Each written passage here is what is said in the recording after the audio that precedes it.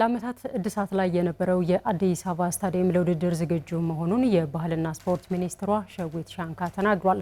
በ2018 የውድድር ዓመትም ፕሪሚየር ሊጉን በአዲስ አበባ ስታዲየም ለማከናወን ከባለድርሻ አካላት ጋር ውይይት የተደረገ ሲሆን ስፖርታዊ ጨዋነትን ለማስፈን በትኩረት መሰራት እንደማያስፈልግም በመድረኩ ተነስቷል። ባዘዘሙ አንጋፋው የአዲስ አበባ ስቴዲየም ግንባታ በ2013 ዓመተ ምህረት ሰኔ ወር ላይ ነበር የተጀመረው። የስታዲየሙ እድሳት ላይ መሆን ከሌሎች ምክንያቶች ጋር ተዳምሮ ደግሞ በመዲናዋ የፕሪሚየር ሊግ ጨዋታዎች መካሄድ ካቆሙ 5 ዓመታት ተቆጥረዋል። የባህልና ስፖርት ሚኒስትሯ ሸዊት ሻንካ የአዲስ አበባ ስቴዲየም በ2018 ዓመተ ምህረት ውድድሮችን ለማስተናገድ ዝግጁ መሆኑን የገለጹ ሲሆን ፕሪሚየር ሊጉን ወደ አዲስ አበባ ለመመለስም ከክለብ አመራሮችና ከደጋፊ ማህበራት ጋር ውይይት ተደርጓል።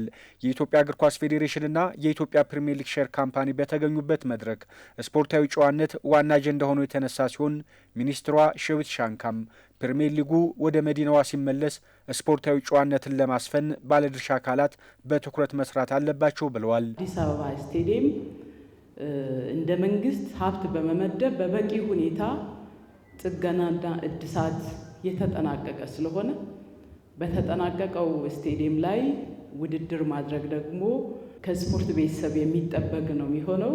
ስፖርት ሜዳዎች ያለ ዘር ልዩነት፣ ያለ ሃይማኖት ልዩነት ሁሉንም ህዝብ አንድ የሚያደርግ ኢትዮጵያውያን የሚያስተሳስር ወንድማማችነትን የሚያጠናክር ፍቅርን፣ አንድነትን የሚያላብስ ነው መሆን ያለበትና ለግጭት፣ ለንትርክ ስፖርታዊ ያልሆኑ እሳቢዎችና እንቅስቃሴዎች ወደ ስፖርት ሜዳ እንዲገቡ እዚህ ያለን ሰዎች መፍቀድ የለብንም። ፕሪሚየር ሊጉ በአዲስ አበባ መደረጉ ከስቴዲየም የራቀውን ደጋፊ መመለስን ጨምሮ በርካታ እግር ኳሳዊ ጠቀሜታዎች ያሉት መሆኑን ደግሞ የእግር ኳሱ ቤተሰቦች ለአሚኮ ገልጿል። እንግዲህ አዲስ አበባ ስቴዲየም የሁሉም ክልል ውድድሮች ሲካሄዱ ስቴዲየሙ ይሞላል።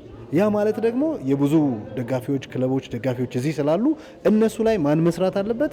ደጋፊ ማህበራትን ደግሞ እኛ ሰፖርት ማድረግ ያለብንን ነገር እናግዛለን። በተለይ አዲስ አበባ ላይ ደግሞ ተቀማጭነታችንን ያደረገን ክለቦች ደግሞ እጅግ በጣም በገቢ ተጎድተናል። በተለይም ከመንግስት በቀጥታ ገንዘብ የማይበጀትልን ክለቦች እንደዚህ አይነት የሜዳ ገቢዎች ክለቦቻችንን ለህልውና አደጋ ሁሉ ዳርገውት የነበረ ስለሆነ ወደ አዲስ አበባ መመለሱ እጅግ በጣም የሚያስደስትና የሚያኮራ ነው። አነሰም በዛም በየአቅጣጫው ያሉ ክለቦች አዲስ አበባ ላይ በርከት ያለ ደጋፊ ይኖራቸዋል። ከዛ አንጻር ትልቅ ኦፖርቹኒቲ ማለት ይቻላል።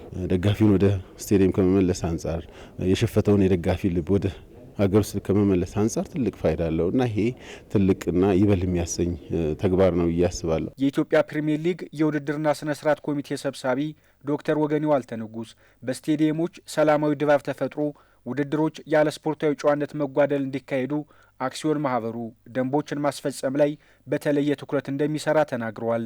እኛ ማድረግ የምንችለው ምናልባትም ደንቦችና ህጎችን በተሻለ መጠን በሚገባ ልኩ ማዘጋጀትና ደግሞ መከለስ ነው። ያንን የከለስና ደንብና ህጎችን በተደራሽ ለተደጋፊው ተደራሽ እንዲሆን ማስቻል ነው። ያንን ተደራሽነት ካረጋገጠም በኋላ ያንን ደንብና ህግ ሳይሸራርፉ መተግበር ነው። ይሄ ትልቁ እርምጃ ነው ብለን እናስባለን። የኢትዮጵያ ባህልና ስፖርት ሚኒስትሯ ሸዊት ሻንካም ስቴዲየም ውስጥ አላስፈላጊ ብጥብጥ የሚፈጥሩ አካላትን ተጠያቂ ማድረግ ላይ ሁሉም ሊሰራ እንደሚገባ ነው ያሳሰቡት። ሁላችንም ቁርጠኛ ሆነን መወሰድ ያለበት እርምጃ መውሰድ፣ ያጠፉ አካላትን የስፖርት ህግና አሰራር በሚፈቅደው መሰረት ያወጣችሁት ደንብና መመሪያ በሚፈቅደው መሰረት እርምጃ እየወሰዱ ተጠያቂ እያደረጉ መሄድ ይጠይቃል።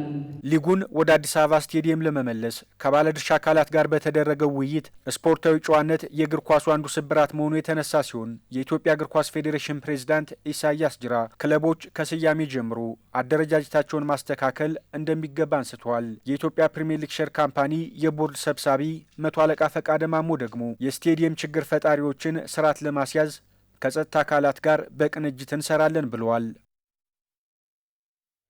ኢንተርናሽናል ሾቶካን ካራቴ ፌዴሬሽን ስፖርቱን በኢትዮጵያ ለማሳደግ ተወካይ ሰይሟል።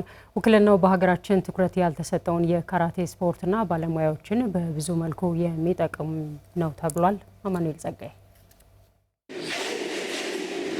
የካራቴ ስፖርት በብዙ የዓለማችን ሀገራት በትልቅ ደረጃ ይዘወተራል። በአንዳንድ የአፍሪካ ሀገራትም የስፖርቱ እድገት በተሻለ ሁኔታ ላይ ይገኛል። ሀገራችን ኢትዮጵያ ግን በዓለምም በአህጉርም ደረጃ ከማትታወቅባቸው የስፖርት አይነቶች መካከል የሚመደብ ነው። በቅርቡ የኢንተርናሽናል ሾቶካን ካራቴ ፌዴሬሽንና የአፍሪካ ካራቴ ፌዴሬሽን አመራሮች በተገኙበት በደሴ ከተማ ስልጠና ተሰጥቷል። ስፖርቱን በኢትዮጵያ ለማሳደግ እንዲረዳም ኢትዮጵያዊ የሾቶካን ካራቴ ተወካይ እንዲኖር ተደርጓል። አይኤስቲ ወይም ደግሞ ኢንተርናሽናል ሾቶካን ካራቴ ኦርጋናይዜሽን ዓለም ላይ ካሉ እጅግ በጣም ግዙፍ ከሚባሉ የኦርጋናይዜሽኖች መካከል አንዱ ነው። ምክንያቱም የሾቶካን የሚባለውን የካራቴ ስታይል የሚያንቀሳቀስ ኦርጋናይዜሽን ነው እና የእሱ ወደ ኢትዮጵያ መምጣት የእኛ ሚና ደግሞ ምንድን ነው መሰል ዓለም አቀፍ ላይ ያለው የዚህ ኦርጋናይዜሽን የትኛውም እንቅስቃሴ በቀጥታ ተሳታፊ ያደርጋቸዋል። የኢትዮጵያ ውስጥ የሚገኙ የካራቴ ባለሙያዎችን በሙሉ በቀጥታ ተሳታፊ እንዲሆኑ ያደርጋል። ዓለም አቀፍ ግንኙነት ይፈጥራል።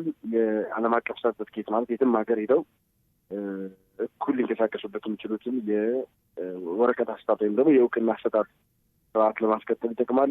የሙያና የውድድር እድሎች፣ ዓለም አቀፍ እድሎች በቀጥታ ይዘረጋሉ። በካራቴ ስፖርት ኢትዮጵያ ውስጥ ካሉ ባለሙያዎች አንዱ የሆነው ማስተር ኑሩ መሀመድ የዓለም አቀፉ የሾቶካን ካራቴ ፌዴሬሽን የኢትዮጵያ ተወካይ በመሆን እንዲሰራ ተወክሏል። በደሴ ከተማ በነበረው ስነ ስርዓት ላይ ከዓለም አቀፉ ፌዴሬሽን ተወካይ እጅ የውክልናና የአምስተኛ ዳን ቀበቶንም ተቀብሏል። ባለሙያው የውክልና ስለሚኖረው ፋይዳና ስለ ቀጣይ ስራው ነግሮናል። የእኛ ሀገር የካራቴ ስፖርት እጅግ በጣም ፖቴንሻል ነው ግን እድሎች የሉትም ማለት በጣም ጠባብ ነው። ስለዚህ እንደ አማራጭ ሆኖ ሁለት ነገሮችን ለእኛ ያግዘናል። አንደኛው በዋናነት ሙያዊ ስልጠናዎችን ሄደንም መጥተውም እንድንወስድ በቃ የቀጥታ የሆነ ትስስር ፈጥረናል። ስለዚህ እንደ አማራጭ ሆኖ የኢትዮጵያን የካራቴ ስፖርት በጣም በከፍተኛ ደረጃ ሊያስወረውረው የሚችል አይነት አቅም ያለው ኦርጋናይዜሽን ነው። እኔም እንደ ኢትዮጵያ ተወካይ ሲሆን ያንን እድል እንዳልኩ በቀጥታ የሚያመጣልን ስለሆነ በአፍሪካም ይሁን በዓለም ሻምፒዮና በሚደረገው ውድድሮች ውጤታማ መሆን አልቻልንም። አንዴ ነው ከፍተኛ ሜዳ ላይ ማምጣት ይቻል ነው እና ከዛ በላይ ማድረግ እንድንችል ሀገራችንን በተለያዩ መድረኮች መወከል እንድንችል